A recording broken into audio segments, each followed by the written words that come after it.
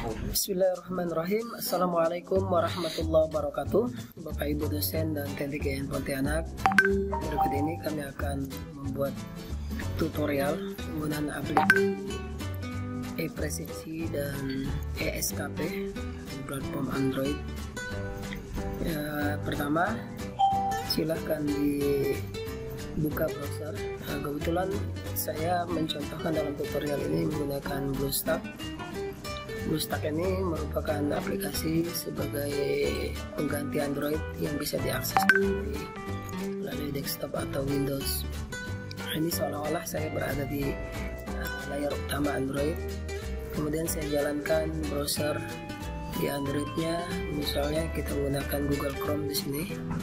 Ya, pertama kita jalankan. Ya, kemudian kita ketik URL-nya atau address-nya,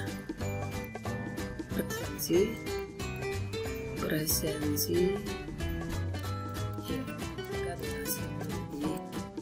Oke, sekarang muncul tampilan ini. Nah, kita download aplikasi mobile-nya di sini dan klik download APK ya. Kemudian kita download APK.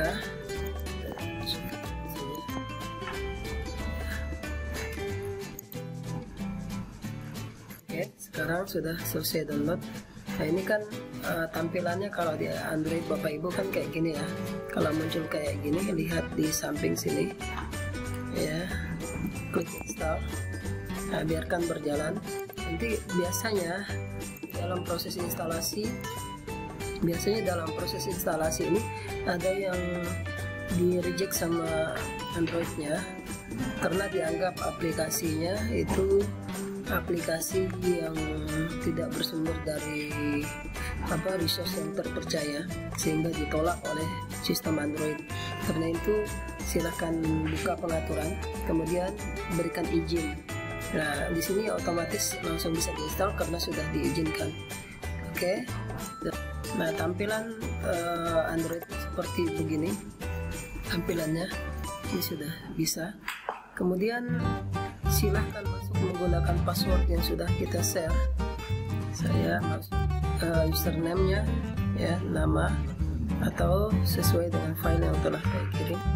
Kemudian masukkan password ya, izin. Ini tampilan di Android ya.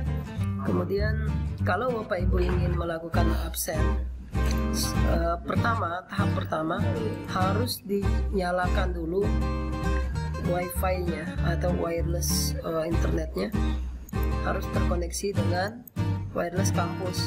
Ini misalnya Bapak Ibu itu WFO ya, WFO, work from office, berarti harus connect dengan wireless kampus. Kalau tidak, maka tidak bisa absen. Kemudian jika Bapak Ibu WFH atau work from home, maka harus mengajukan proses work from home. Nanti akan disetujui oleh OKPP atau pihak yang ditunjuk oleh OKPP sebagai admin untuk meng-approve pengajuan WFH-nya. Baik, sekarang saya ingin mencoba absen. Di sini ada menunya ya, ada home, ada absen, ada LKH, ada info, ada agenda. Nah, oke, kita klik absen saja. Nah, di sini jika Bapak Ibunya sudah terkoneksi dengan wireless, maka otomatis koordinat lokasi ini 109,3